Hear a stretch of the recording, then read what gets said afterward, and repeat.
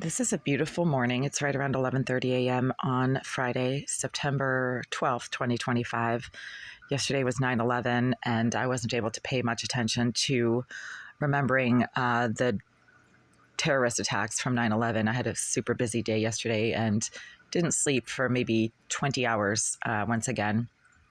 Was up all night working on stuff, was up all day working on stuff, and barely left this unit.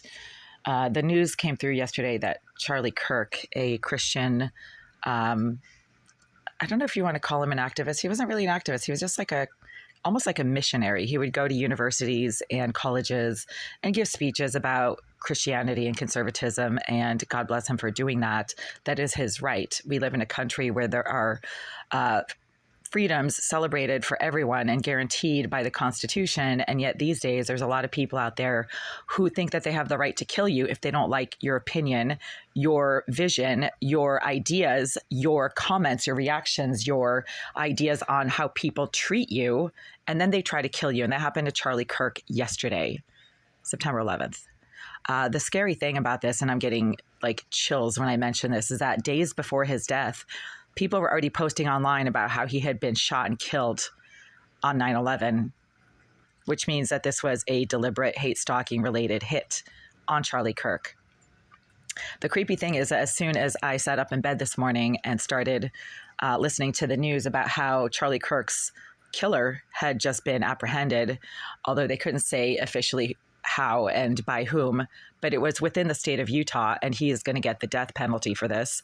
The psycho directly below in 76, who I suspect is a career criminal with their finger in along many criminal veins, criminally related pathways, not just as a supposed BLM activist, and BLM are really just a bunch of psycho thug career criminal sex offenders who hate stalk women and are almost entirely involuntarily celibate males. But also this person directly below is transgender, and the shooter of Charlie Kirk was transgender. I don't really have an opinion on transgenderism other than the biological and physical manifestations of that kind of radical abuse to your own body, which involves a lot of removal of certain body parts, adding in of other body parts, and like insane amounts of hormonal treatments, which will make people nuts. I mean, it's really not something that the human body is designed to withstand for long periods of time. We're born into the bodies that we have because that's what our body can handle. And when you try to put something into your body that isn't supposed to be there, I don't care if it's silicone for your butt, like butt implants or boob implants, or all kinds of Restylane into your face. I mean, I'm not knocking any group. I'm talking about plastic surgery and the crazy things that people put in their bodies. It's going to be a little bit detrimental to your mental health. Okay. I'm just saying that. Putting stuff into your body that's not supposed to be there, whether it's vast amounts of a foreign hormone that you're not really supposed to be dealing with in large amounts, or silicone for your boobs or your ass or whatever, it's not going to end well. Same thing with hate stalking. Hate stalking never ends well. The psycho directly below 76 hate stalks because they have some kind of knowledge of the silent and personal activities that I engage in the privacy of this living space.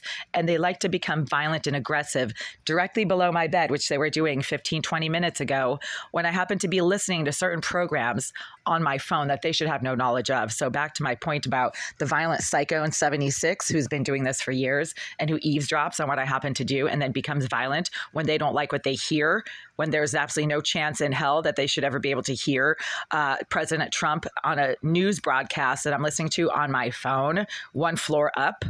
Well, that person started violently slamming and banging things directly below this bed as soon as President Trump announced that they had the assassin who shot Charlie Kirk to death yesterday, and that the assassin was going to get the death penalty. That psycho thug directly below in 76, who seems to have, again, a lot of connections to criminal acts and activities, not just in this building, but around the world or in the country, seems to know or have an issue with the fact that Charlie Kirk's assassin, the guy who shot Charlie Kirk yesterday in front of his two little kids and his wife and a whole bunch of other people, was caught and is getting the death penalty. If you get caught in Utah killing people, it's capital punishment. And you know what? I have no mercy for that. That person was so deliberately evil in their stalking, their hate stalking, and their deliberate assassination of Charlie Kirk, who never hurt anybody. He's just going out there spreading what he believes to be the right message for anybody who wants to listen.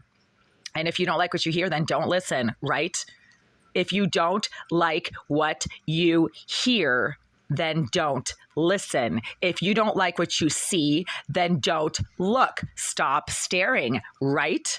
There are so many unhinged psychos in this country these days that hate stalk people as a way of life. This is their life. They follow people around whose opinions, whose words, whose ideas, whose looks they happen to have a problem with, and then they try to violently assault you. And that's happened to me, I don't know how many times, in this building complex by the BLM so-called activists that are really just hate stalking psycho rejects who can't leave women alone because they don't like something that I have that has nothing to do with them. My ideas, my thoughts, my life, my